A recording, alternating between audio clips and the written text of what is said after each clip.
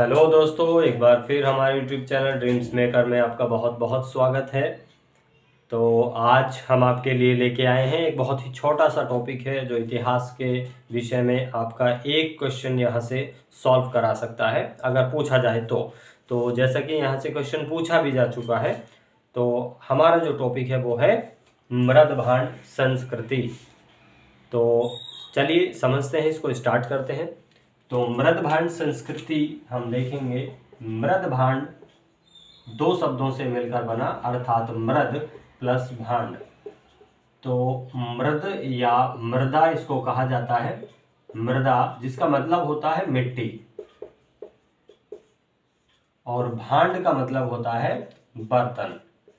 तो सीधा सा मतलब यहाँ से ये निकलता है कि मिट्टी के बने हुए जो बर्तन होते हैं उनको कहा जाता था मृदभांड। अब मिट्टी के बर्तनों का विकास किस प्रकार से हुआ या मनुष्य ने बर्तन बनाने की शुरुआत किस प्रकार से हुई, तो इसके बारे में हम कुछ संक्षेप में चर्चा पिछले अपने अध्याय में भी कर चुके हैं। पिछले कुछ वीडियोस जो हैं उनमें आप जाकर देख सकते हैं, लेकिन हम फिर से एक बार दोबारा से डिस्क्राइब कर देते हैं आपको। थोड़ा आज एक बहुत ही अच्छे तरीके से आपको समझा देते हैं। तो जैसा कि आप ये जानते हैं कि जब मनुष्य शुरुआत में आदि मानव का जीवन जीता था, तो उसने बाद में धीरे धीरे स्थायी निवास प्राप्त किया, और स्थायी निवास के साथ उसने कृषि करने की शुरुआत की। तो जब मनुष्य ने कृषि करने की शुरुआत की, तो कृषि करने के लिए मनुष्य को जरूरी था कि वो जो भी उसके द्वारा उगाया गया अनाज था, उस अनाज को आप खुद सोचिए कि अगर वो जितना अनाज खा सकता था या जितने को यूज़ कर सकता था तो वो यूज़ किया, बाकी उस अनाज उगाए हुए को उसको वो क्या कर सकता था। तो इसको स्टोर करने के लिए, किसी एक स्थान पे रखने के लिए, अपने आगे के जीवन के लिए उसको स्टोर किया, संग्रहित किया। और उसको संग्रहित करने का जो एक तरीका था वो क्या हो सकता था, तो उसके लिए मानव ने सबसे पहले गीली मिट्टी को धीरे धीरे एक शेप देना शुरू किया, और जिसके द्वारा एक धीरे धीरे एक प्लेट की तरह से या एक तस्तरी नुमा, एक प्लेट नुमा आकृति उसने बना दी। और जैसे जैसे आप देखेंगे कि अगर मान लीजिए ये एक प्लेट या तस्तरी होगी, तो उस पर आप कितना सामान रख सकते हैं, तो उसमें स्टोर करना इतना पॉसिबल नहीं था। तो पहले उन्होंने कुछ इस तरीके से किया कि उसमें उन्होंने उसको भर लिया, लेकिन धीरे धीरे जब उनको और ज़्यादा एक्स्ट्रा उसमें भरना था, तो धीरे धीरे उसने ऊपर से उसको थोड़ा सा झुकाव, कर्व देना शुरू कर दिया। और जैसे जैसे वो कर्व देना शुरू किया, तो सबसे पहले जो तस्तरी बनी या प्लेट बनी, उस प्लेट को धीरे धीरे उन्होंने एक बाउल का रूप दे दिया, मतलब एक कटोरी टाइप उन्होंने बनाना शुरू कर दिया, और बाउल बना। बाउल से फिर धीरे धीरे वो बर्तन को और बड़ा बनाना चाहते थे, तो उन्होंने वो काफ़ी बड़े बड़े बनाए। अब जब बड़ा बर्तन बनाया तो उसको और धीरे से इन्होंने इस तरह से कर्व करके और उसको एक शेप दे दी, जिसको एक मटके के रूप में देखा गया। अर्थात आप देख सकते हैं कि सबसे पहले मानव ने एक मिट्टी का जो बर्तन बनाया होगा वो किस प्रकार का बनाया होगा, वो कुछ इस तरीके से आप देख सकते हैं, लगभग इस तरीके का। ठीक है। उसके बाद इन्होंने इसको थोड़ा सा और ज़्यादा कर्व कर दिया, तो उससे ऐसा बर्तन बना।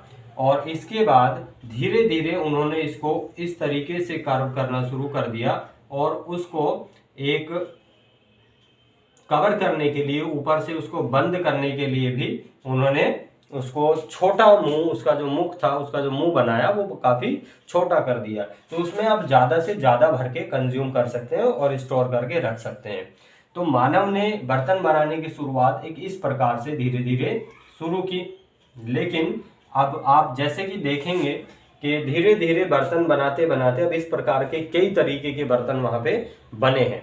तो हम अगर बात करें तो बर्तन जो हैं वो एक तो देखेंगे कि चित्रित धूसर मृदभांड, चित्रित धूसर मृदभांड। दूसरे लाल काले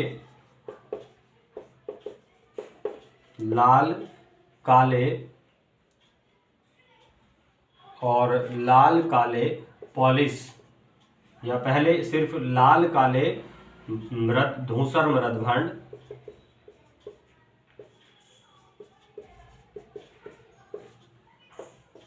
इसके बाद लाल या काले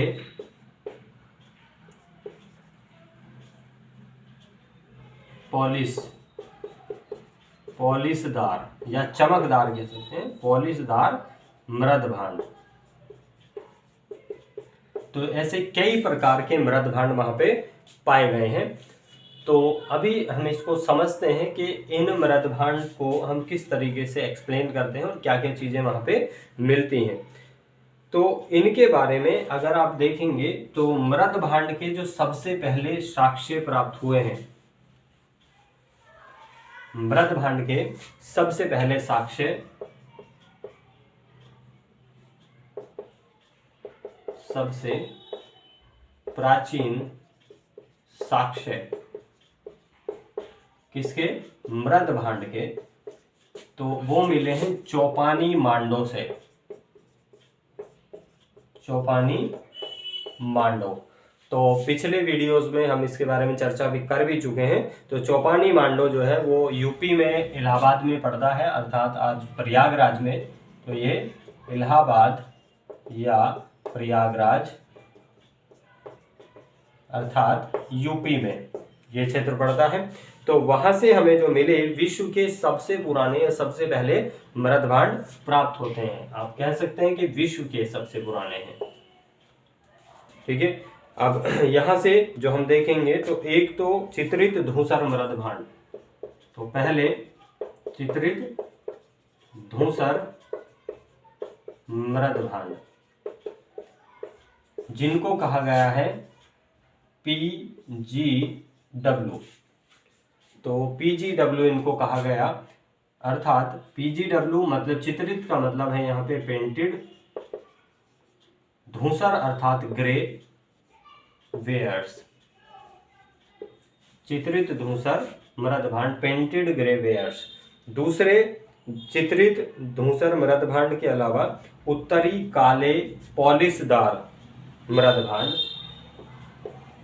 उत्तरी काले